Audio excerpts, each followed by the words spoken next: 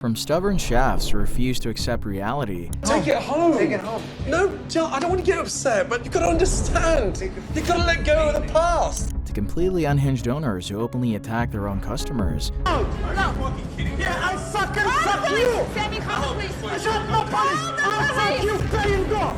Stop. Today, we're diving into some of the most disastrous rescue attempts in Kitchen Nightmares history to find out exactly what happened after the cameras stopped rolling. Case 1. Mama Maria's, or Sal's Pizzeria, Brooklyn, New York. Mama Maria's and Sal's Pizzeria was a family institution in Brooklyn operated by John Esposito, who had been working in the building from an early age. My parents came here from Italy, and they took over this pizzeria in 1970.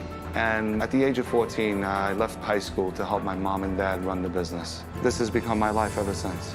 After his parents sadly passed away, John took over, but he was so paralyzed by grief that he refused to update anything, leaving the restaurant stuck in the past. I've stayed the same. I haven't changed. John is holding on to the past and to the way things were done when his parents ran the business. We didn't do anything today. We didn't even do a quarter of what we used to do. By the time Gordon Ramsay visited in season 6, John was completely overwhelmed trying to run both the pizza shop and the main dining room. There's more competition in the neighborhood, and we're struggling. We're struggling to keep the doors open. It's a hard pill to swallow. Which led to a kitchen that had completely given up and relied entirely on serving tasteless, frozen food just to survive the shift. The tortellinis are frozen. Oh, they are frozen? They are. So you advertise you're making it daily, but you freeze it daily. Something's wrong big time. Thank you, Nino. And look, there's more freezers down there. Oh my God. You are kidding me. Chicken, freezer burnt. Oh man, look at this. This must be 5 years old, this stuff. That was ruined. You can't cook that. Oh my God. Oh, Jesus. This is a joke. The devastating result of this negligence reached its peak during a busy dinner service when a customer became violently ill after having a meal at the restaurant. Are you okay? Because I can't hear you. Are you waiting for the bathroom, Yanni? No, my friend got sick. Is he vegetarian? No. No. What did he have? It's a lobster tail. Seriously. Fishy. I can smell the ammonia. Yeah, you smell that? And that's what that man's just eaten. That's the ammonia. That's what releases it. The body starts to decompose. It's being pulled apart and then decomposed. That's what makes it bad. Joe, just clarify something for me. We could possibly kill them. Kill someone. And whilst we're discussing this, and there's a man vomiting in the toilet now. Seeing how bad things had gone, John was forced to call an ambulance and shut down the entire restaurant for the rest of the night, while the remaining customers watched in discomfort. A guy had some lobster, and he has a reaction to it. The gentleman, sit down. Oh my God. We just saw an ambulance come out. Yes. Oh my God. Oh my God. Need to kill the cameras. Kill the cameras. The massive emergency served as a harsh wake-up call, leading Gordon Ramsay to put John through a complete restaurant overhaul, where Gordon completely threw out the frozen food, revamped the menu with fresh ingredients, and gave the outside of the building a much-needed modern makeover. Oh, that awning's gone. That's right. The awning has gone. Let me welcome you to the new sign. Mama Maria's.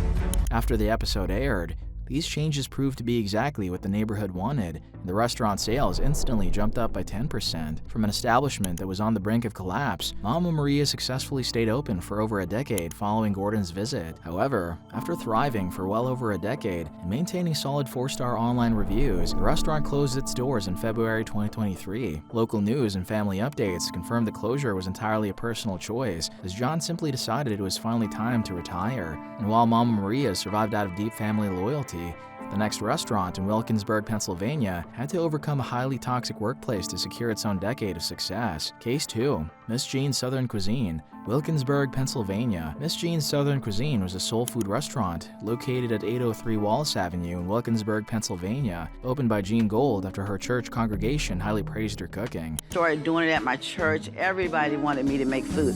Miss Jean, you have to cook this, you have to cook that. Cheese sauce is ready. Despite her reputation as a well-known local figure, the restaurant was completely empty and struggling with severe debt by the time Gordon Ramsay arrived in May 2012 to film Season 6, Episode 4. I am in big debt because I can't keep enough clientele in the restaurant.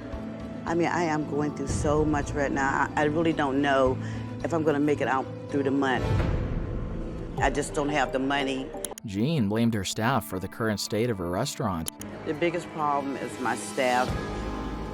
because they're trying to cook with one hand and be on a cell phone with another hand, or taking more breaks and gossiping, talking, and being late, or just don't show. And it's just not helping me keep my restaurant where it needs to be. Which Gordon actually confirmed when he caught the employees using their phones instead of working. He said, "You just don't give a shit." I said, "Yes, I do." I said, "There's nobody else." Second time on your phone. No. Right now, this lady has got the world on her shoulders, and the first thing she told me this morning was the fact that her staff are on the phone whilst the dining room is full. And you've been on there twice now. It's so unfair for you to go back on your phone. I'm a volunteer. But on top of that, he discovered severe operational issues when he sat down to eat in a dining room that was swarming with flies. Fuck off, fly. It's drier than the Sahara Desert. All right. Even the flies, no longer interested. Okay. Is there anything else you wanted me to get for you, or? A wheel for that bike out there. That way I can get the fuck out of here. Almost everything he tried to order was completely out of stock. I'll go for the chicken dinner. We don't have that available right now. No? No, No chitlins, what a shame. Some fried corn, please. we don't have that. Okay. I'll have the red beans. We don't have the red beans. With the black eyed peas. We don't have that either. Whitey. No. Veggie platter. No. Sweet potato pie. No. Mashed potato. Not right now, no. For the dishes that did arrive, this is how Gordon described them. How is it? They have a weird saltiness to them, almost like they've been in a brine. Would you find out and just ask them? Sure. Where's that been? It's bubbling away. Can you hear that? Has that been in the microwave? Yes. What, for 3 days? Can you hear it crackling? Later that night, Gordon observed a highly disorganized kitchen where orders were just stuck to the fridge, leading to a toxic environment where Jean constantly argued with her staff. Wow, this is just insane. All right, cause Chanel, this is what we're gonna do. We're gonna get these orders out of here, okay? Follow my lead, okay? I'm so stressed out and I keep getting yelled at. I'm so busy. I want to leave. I don't want to do this anymore. Marissa! This is a disaster. Realizing Jean desperately needed a proper system, Gordon gave the dining room a beautiful interior makeover to double the seating space and streamlined the menu to focus strictly on fresh Southern comfort food. After the episode officially aired on November 16, 2012, the new menu was a massive hit with the locals, helping Jean stabilize her finances and even successfully move the business down the street when her original building was sold. Mrs. Jean's Southern Cuisine maintained strong 4-star online reviews and successfully stayed open for almost exactly a decade following Gordon's visit. However, the restaurant ultimately closed its doors in October 2022 as Jean decided to transition into running her own catering service. While Miss Jean's struggles stemmed from a toxic relationship with her employees, her next case proves that keeping a business strictly in the family can be just as explosive. Case 3. Old Hitching Post, Hanson, Massachusetts. The Old Hitching Post was a historic tavern in Hanson, Massachusetts, purchased by Tom Caceres in 2005 with specific intention of making it a franchise run by his family. And then I wanted to own another one to pass it over to my oldest daughter. She wanted to become a restaurant owner like her father. However, even after 6 years, Tom proved to be a stubborn micromanager who absolutely refused to hand over the reins, leaving her daughter, Andrea, frustrated and trapped in a front of the house manager role, while her father continued to make all the operational decisions. Tom will say Andrea doesn't know how to pay the bills. Andrea doesn't know what she needs for cash flow. Key point missing. Tom doesn't allow her to be a part of that. He thinks he's the only one that could run the restaurant and not anyone else. I can handle it and try to make it more successful, but my father's not ready to pass the buck over. By the time Gordon Ramsay arrived to film Season 6, Episode 6, in June 2012, they were hurting the business by serving cheap, heavily frozen meals. The lobster's not frozen. You told me it was. It's frozen. It's frozen. The kitchen staff secretly hated the food, yet Tom aggressively defended his practices and even forced his waitstaff to lie to customers about the quality of the food. Tom makes us say that, yes, everything is fresh here. Let's prepare everything we need to do. It's not true. The massive disconnect led to a deeply personal intervention where Gordon famously clashed with Tom, calling out his arrogance and forcing him to finally face the reality of his failing menu. Why don't you just admit that it's wrong? It's not wrong. Wrong is if I go over here and fucking like blockhead, and you think you're going to be successful serving that shit. Wrong, Thomas. You shouldn't be anywhere near this kitchen. turn things around, Gordon gave the dining room a bright, rustic makeover and completely rebuilt the menu, replacing the frozen dinners with fresh New England classics like clam chowder and a proper house-made meatloaf. We'll be cooking fresh. Running out of things is normal. Get used to it, okay? I fully agree with you. Yep. Most importantly, Gordon forced Tom to physically step aside during the relaunch, finally allowing Andrea to take total control of the kitchen and the staff. I'm passing over to something you. I'm leaving. Okay. I want you to take care of it. I want you to be successful. And you know I'm going to always be next to you for whatever you need. I know. So.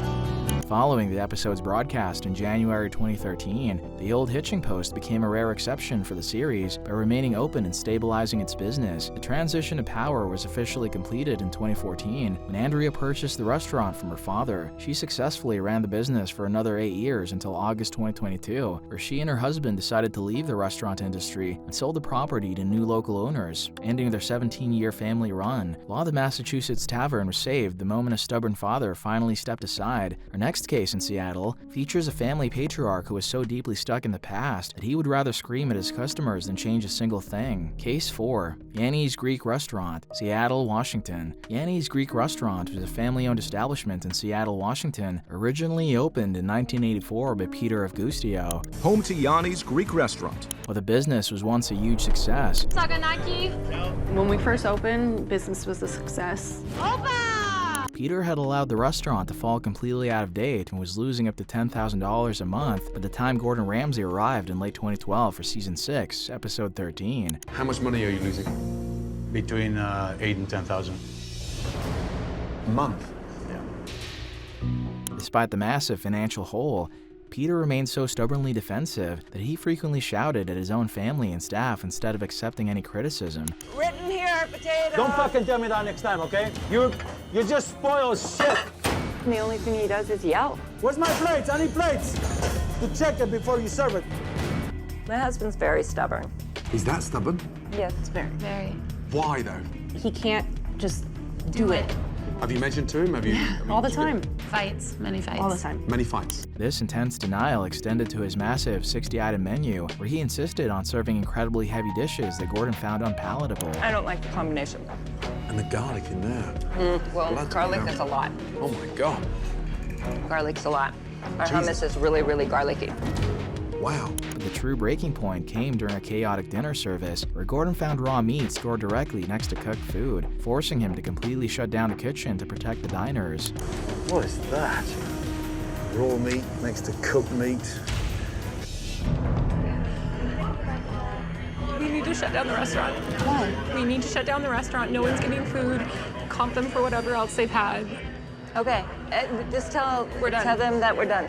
Following the emergency closure, Gordon overhauled the outdated dining room decor and slashed the bloated menu down to just 21 fresh, modernized Mediterranean items. After the episode aired in March 2013, the Avgustio family kept the updated aesthetic and new business systems while quietly bringing back a few of their heavier garlic recipes to satisfy the local regulars. Eventually, the restaurant successfully dug itself out of debt and maintained consistent 4-star online ratings for years after Gordon's visit. Today, Yanni's Greek Restaurant remains open and successfully serves customers in Washington. And while Yanni struggled under a stubborn industry veteran, Gordon's next stop in Washington featured a completely clueless owner who preferred belly dancing over actually running her restaurant. Case 5. Prohibition Grill, Everett, Washington. Prohibition Grill was opened in Everett, Washington by Rishi Brown, who is a professional belly dancer with zero hospitality experience, who handed total control over kitchen over to a negligent, tip-stealing chef called Rocky. Be right back, Dylan.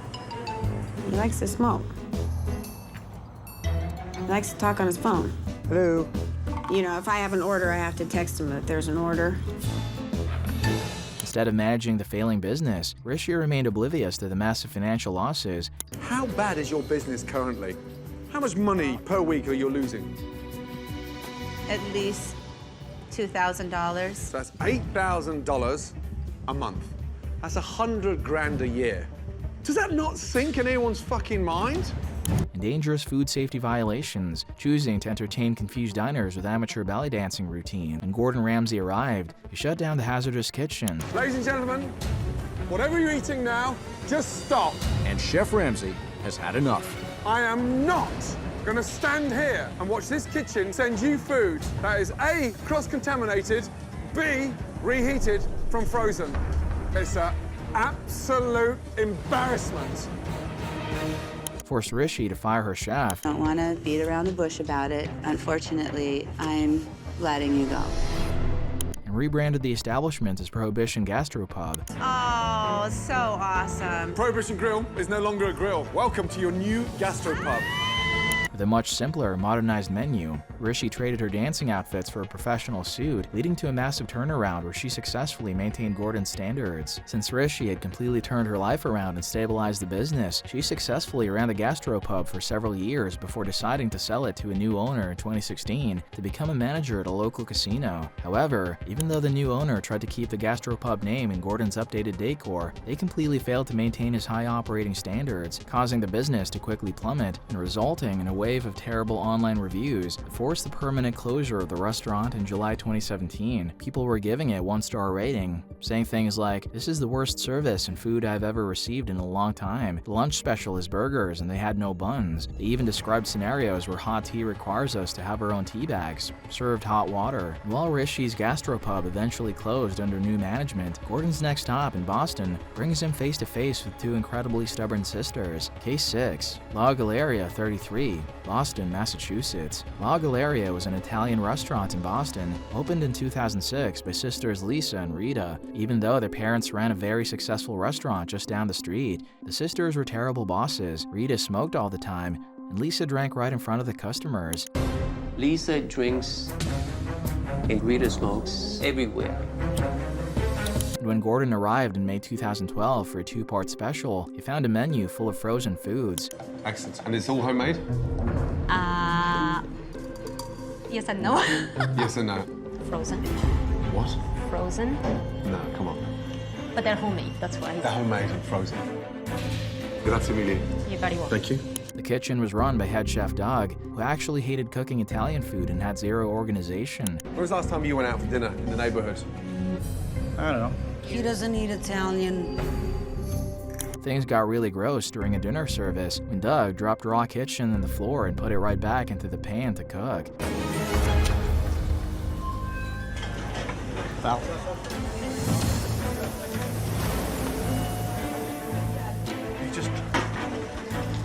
You just dropped that on the floor. Look at me. You just dropped it on the floor. Yeah. You can't cook it. You've just dropped it on the floor. I know. And right after that, Gordon checked the fridge and found dead mussels and rotting onions. Sorry, I'm going home. Thank God. This is a waste for me. Next time for you to fucking hit the road. After a messy staff meeting where a frustrated server named Sarah quit on the spot, I feel like this has really set a fire in me. No more drinking for me, no more smoking for you. All right.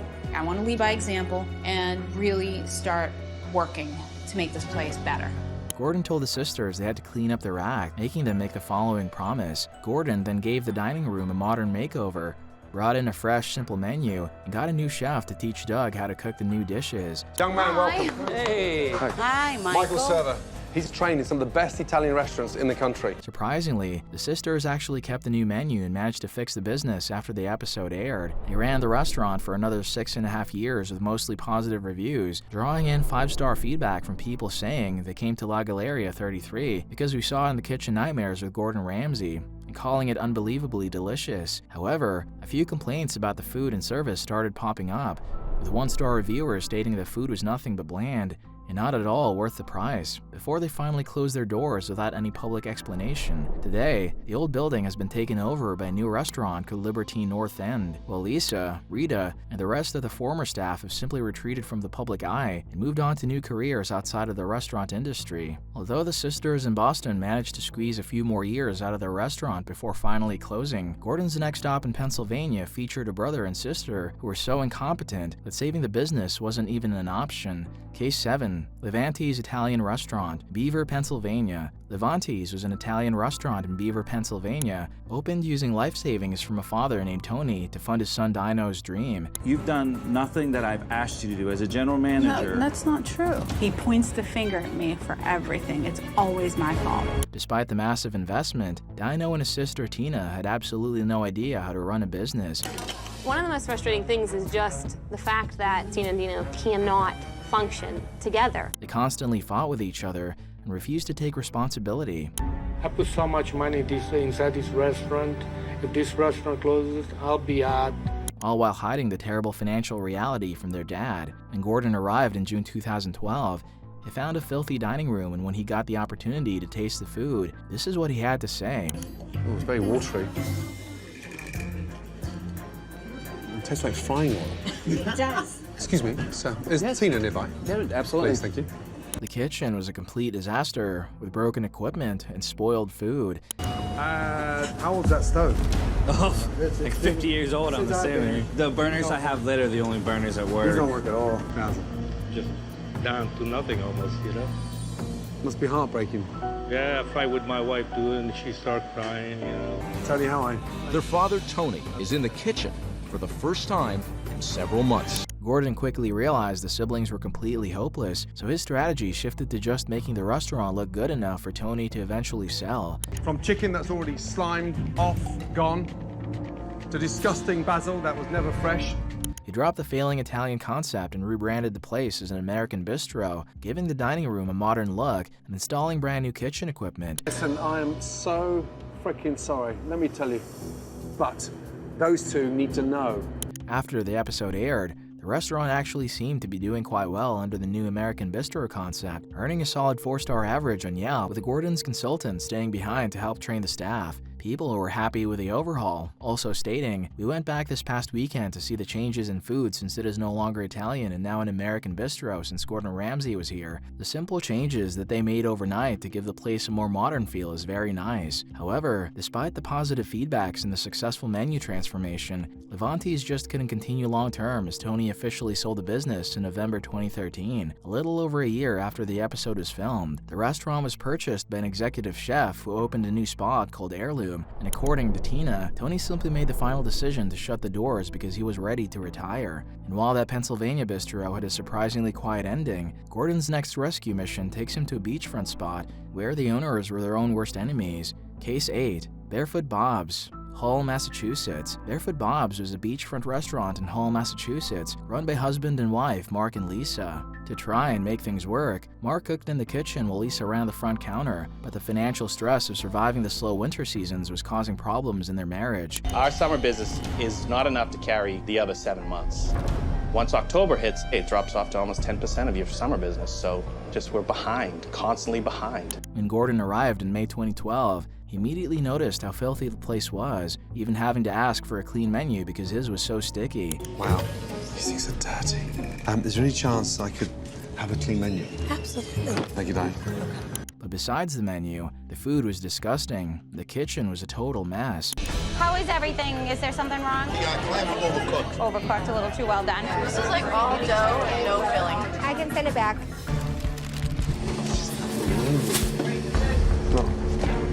This fridge is dreadful.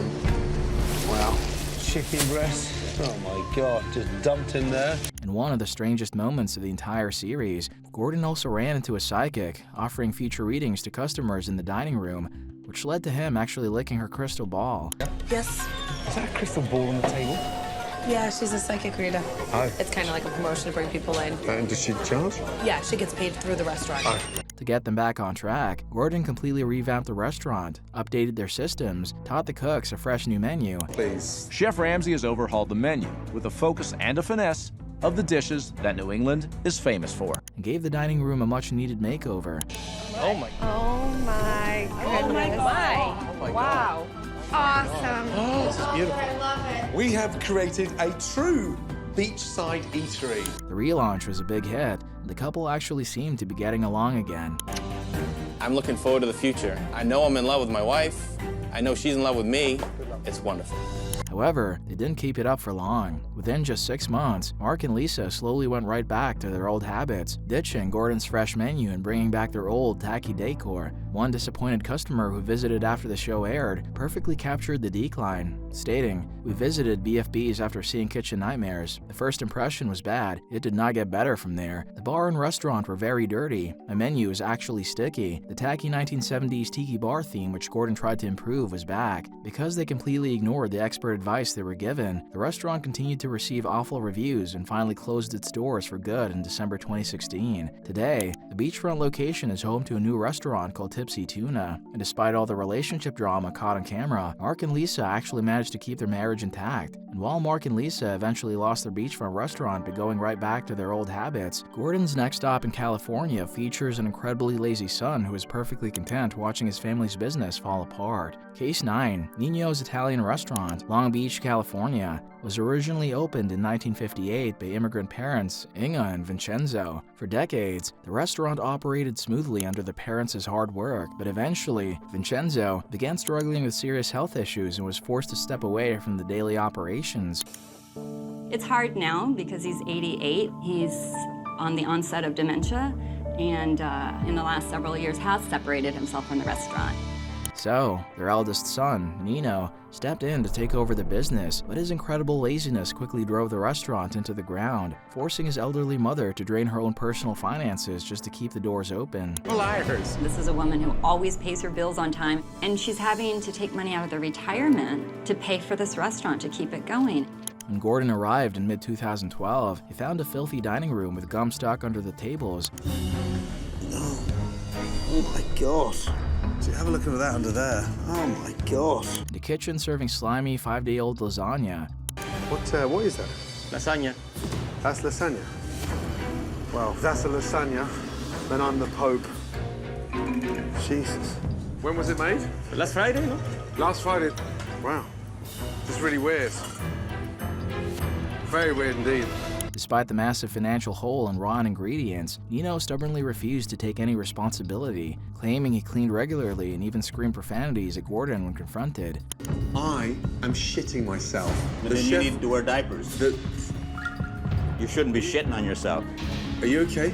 Yeah, I'm fine. Are you just trying to act like a fucking idiot to make yourself sound better? I'm not a fucking idiot. Well, then stop sounding like one. You sound like a fucking idiot yourself. I sound like an idiot. You used the word fucking, so I brought it back to you. Okay. I think that's kind of gross. We need to calm it down. To give Nino a massive wake-up call, Gordon teamed up with Inga to pull off a dramatic stunt. I'm going to board up the whole front of this restaurant. So it looks like the business is closed. I'll be hiding around the corner, I'll be round there, and I want to hear what he has to say to his mother when you say, I'm shutting it down.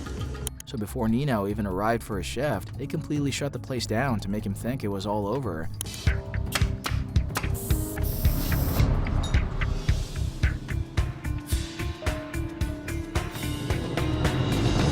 The plan actually worked, and Nino finally realized what was at stake. With him ready to cooperate, Gordon stepped in to overhaul the restaurant, bringing in a bright modern design and a fresh menu that led to a successful relaunch. Oh my God.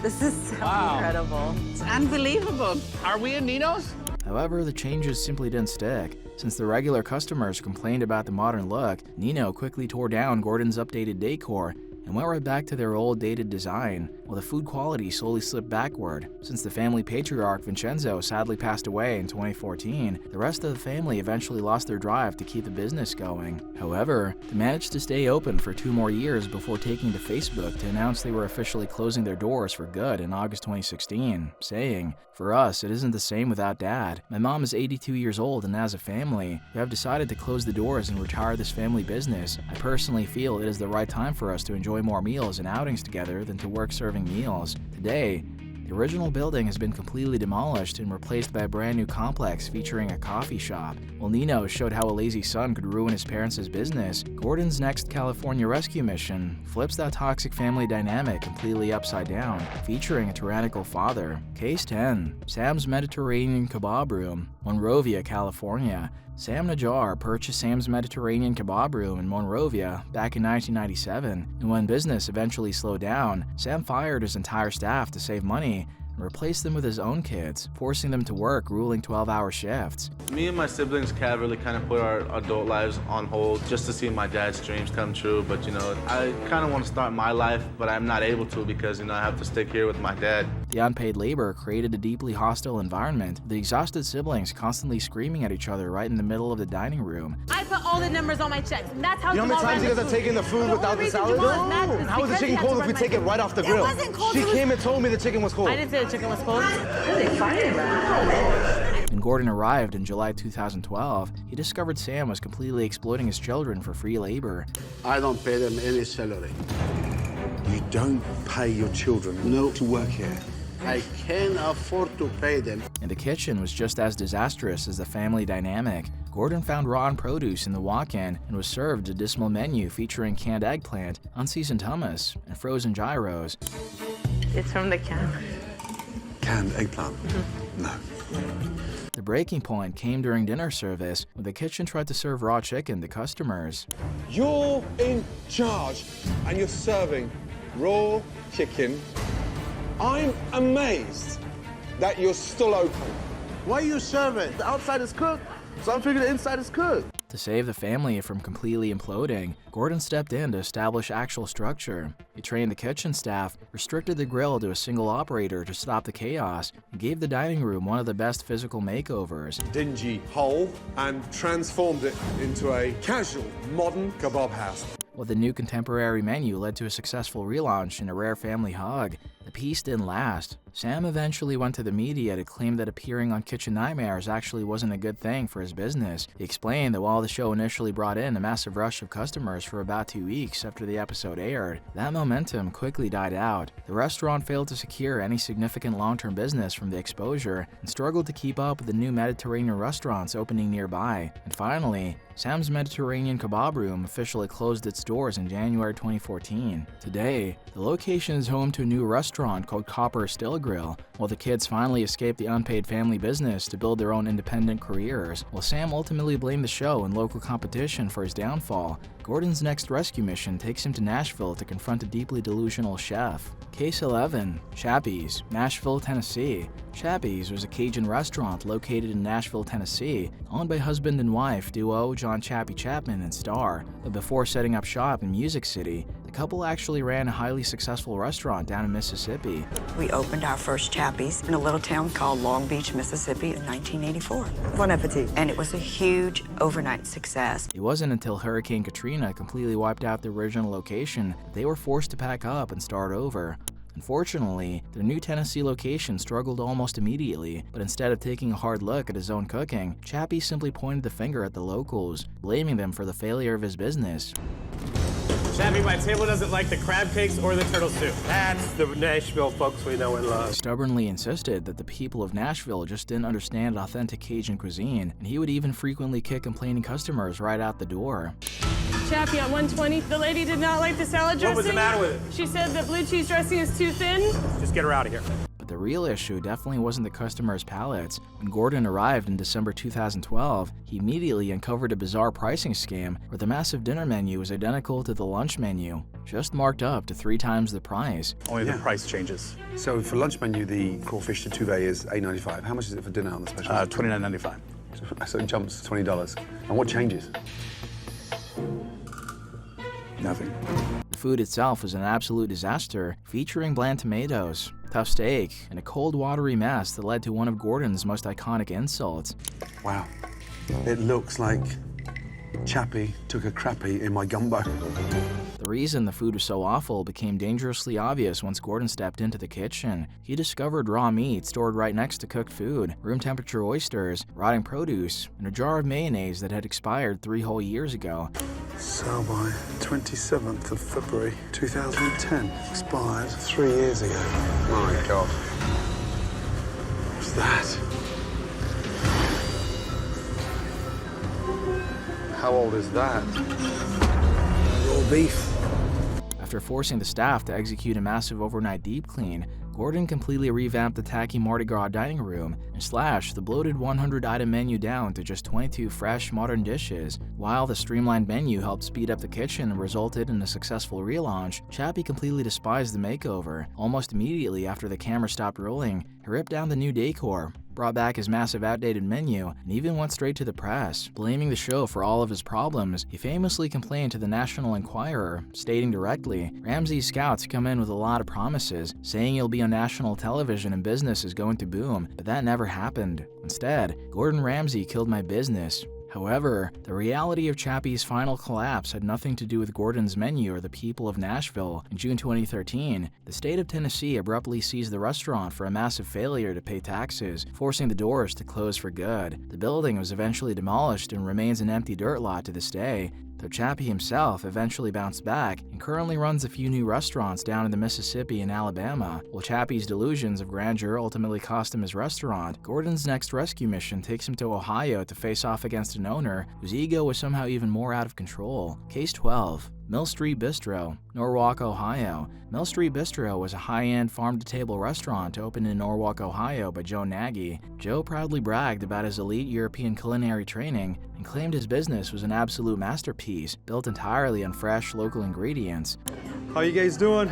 I was trained and worked for many old-school chefs that were Europeans. Just hit it with that wine right there and always visualize. But when Gordon Ramsay arrived in mid-2012, he quickly found out it was all a lie. Instead of fresh food, the kitchen served expensive frozen meals and bizarre dishes like an El Quesadilla.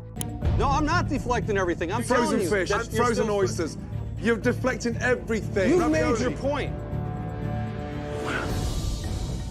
Next course, elk quesadilla. Dry, rubbery, disgusting elk that should go nowhere near a quesadilla. I'm okay with that.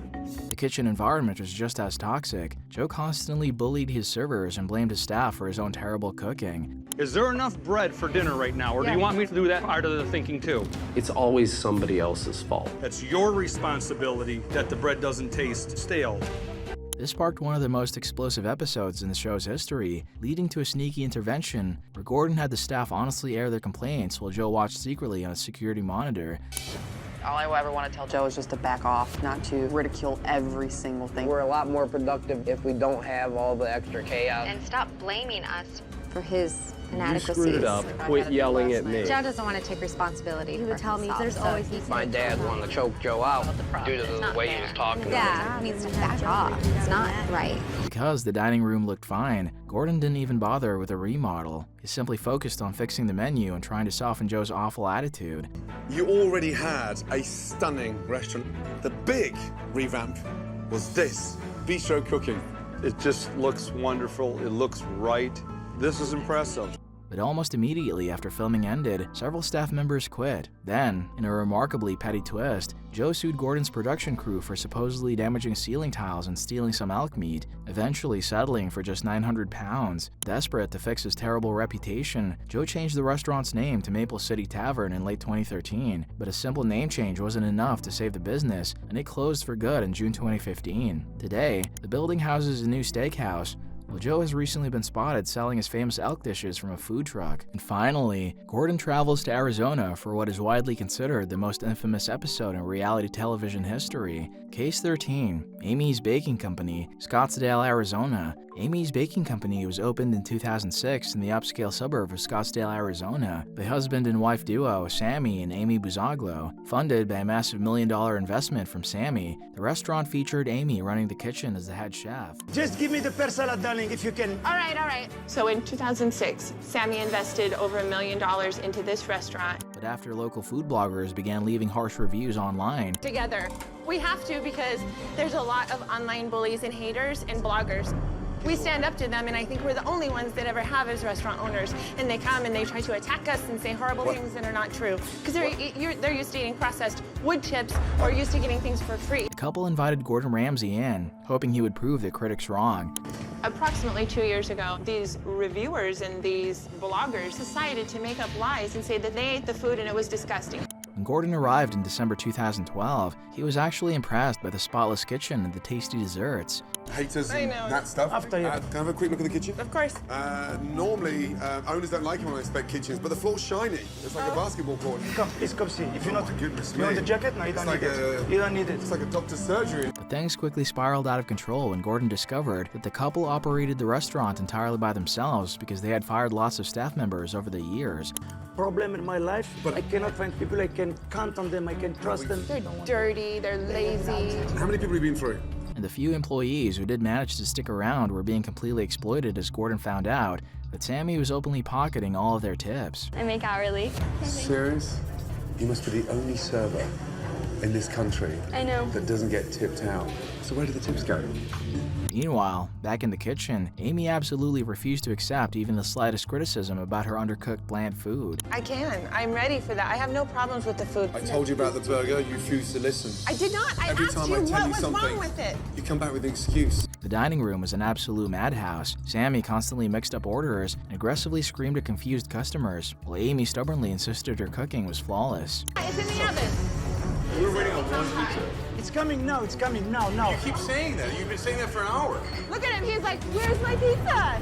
Really? Send him home. Yeah, you have a pizza, it's coming. You want to wait, you wait. You don't want to pay what did you have, and you fuck off from here. Do you understand? Sammy? Do you understand? You fuck yourself! Go out, you motherfucker! No, you get out! out Don't of here. speak like this! Go out! And when Gordon tried to intervene by bringing in honest customer feedback, the owners completely rejected his help. Realizing they were far too delusional and defensive to change, Gordon did something he had never done in the show's history. He gave up and walked right out the front door, abandoning the rescue completely. This life every day. You're not telling me the problems. You are saying I'm delusional, I'm this, I'm this, I'm this. Can we talk about what we came here to speak about, please? Yeah, let them finish. Yeah, I want them to You finish. told me to what be you honest. said. After the episode aired, the restaurant achieved massive global infamy. The internet exploded with memes and tourists flocked to the location just to see the chaos in person. The drama escalated even further when the couple took deep offense to the online backlash and began retaliating with a series of insult-filled rants on their official Facebook page, posting wild messages like, "You people are all shit. Yelp shit, Reddit shit, every shit. Come to here, I will fucking show you all." In another all-caps meltdown, they said, "You go to sleep, you little kids. Dream about being successful because we have a multi-million business with supporters. You can't bring us down." The couple even publicly declared that the entire show was completely staged by Gordon and his crew just to ruin them. When the online meltdown finally made national news, they quickly went to the press and desperately claimed their accounts had simply been hacked. Despite trying to cash in on the negative publicity by selling merchandise with Sammy's quotes from the show, the business couldn't survive the circus. Amy's baking company officially closed its doors in September 2015 due to alleged issues with their landlord. Today, the building has been split to house an Aikido martial arts studio and a children's arts center, while Sammy and Amy have since left the United States and relocated to Israel.